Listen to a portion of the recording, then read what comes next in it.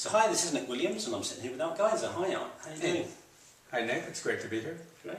Well, we've met a couple of times and I really like you and the work you do, and I've listened to some of your CDs, so I've invited you to come and give a talk to our audience. Well, thank you. I'm really excited about doing that. Great. And as you know, our audience is people that are what I call inspired entrepreneurs, doing work they love, and or aspiring to do work that they love and make a successful business around it. And I think your work has got a lot to contribute to that area.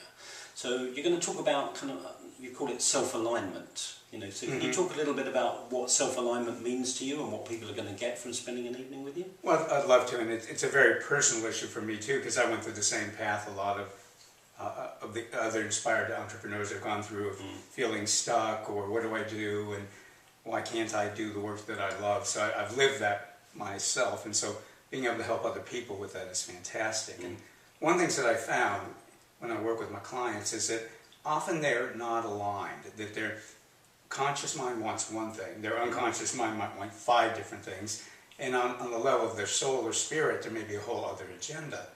And when these agendas are not in alignment, it isn't when these agendas are not in alignment, it isn't that people aren't creating or manifesting, but it's like they're going 5 different directions at once. And they're using up a lot of energy and not going very far. A lot of energy, they get frustrated, and what they don't realize is they're being successful. It's just, it's like they were driving a car going 3 different directions, so they're not really getting anywhere. So in this process what happens, and it's a very easy process and one that's done by utilizing the spirit, the conscious mind, and the unconscious mind, and getting them in alignment so that what a person is doing in life will really express their purpose, it will express their power, and will give them great joy.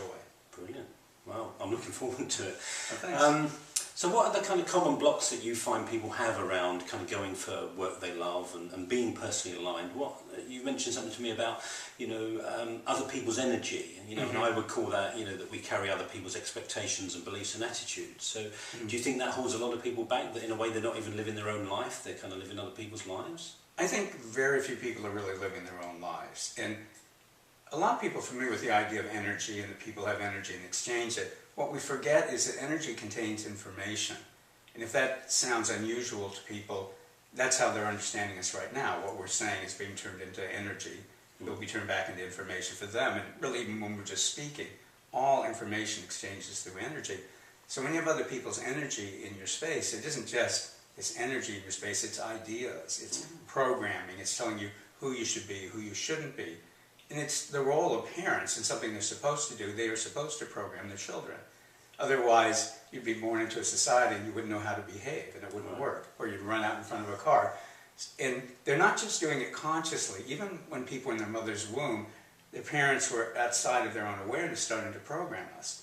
And there's nothing wrong with that. It's just as we get to be adults, if someone's going to be an inspired entrepreneur, they need to find their own vision and their own purpose. Which usually comes from their soul, from the deepest part of them, presumably. Absolutely, absolutely. And until you clear other people's energy out of your space, it's hard to get to it. So often people's confusion isn't that they're really confused about who they are and what they want to do. It's like they kind of can't find their own thoughts and feelings because there's so many other people's thoughts and feelings in there. And they've been in so long, people don't realize it's not their own. So your processes really help people kind of unblock and let go of inherited ideas and beliefs that aren't really their own and aren't really serving them. Absolutely. It's sort of, the first step is that clearing of those kind of blocks and other people's energy. The second is to really connect with their own soul and their own inner wisdom and their own spiritual knowledge. And the third step is how do you integrate that into your day-to-day life. So most people don't want to go sit in a cave and meditate and just be in connection with their spirit. What's exciting to me about the work you're doing and the people in your group is they're all looking, how do they express their soul in their lives? Yeah, they want to show up and be their best selves in the world and clear their fears and blocks to doing that. I think the world needs us all to be showing up at our best at this time in history. I really think it's part of what's going on in this time. I think the work that you're doing is very in alignment with what's going on in human consciousness, and that there's people on an inner level all over the world who are praying for people to show up. They don't know who they're praying for, and they may not be conscious of it, but they're begging people to really express their souls through their work so that that's in the world and contributes to the world. Brilliant. So in terms of what people are going to get from your evening, you'll be doing some talking, you'll be leading people through some exercises. How many exercises do you think people might get during the hour and a half? Usually 2 to 3, and there'll be, I always warn people, there'll be, if they don't want to make any changes, don't come. And if they want to have fun changing, then do come. I don't give talks, I always do experiential work. So if people come with a real intention of really freeing themselves up to really be who they are in the world, then we'll do 2 or 3 processes that will make a very big difference. Right. And they'll be able to keep using those processes in the future. Right, so you'll do the processes, but you'll teach them. Exactly. You'll be able to take that away. Great. And how do you expect people to feel when they leave? Are they going to feel inspired? Are they going to feel uplifted? How do you think they're going to feel when they go? I think they're going to feel great. I think they will that's feel your inspired. goal, is that people will go away feeling great. Oh, absolutely. Absolutely. People typically go away with big grins on their face and feeling very motivated.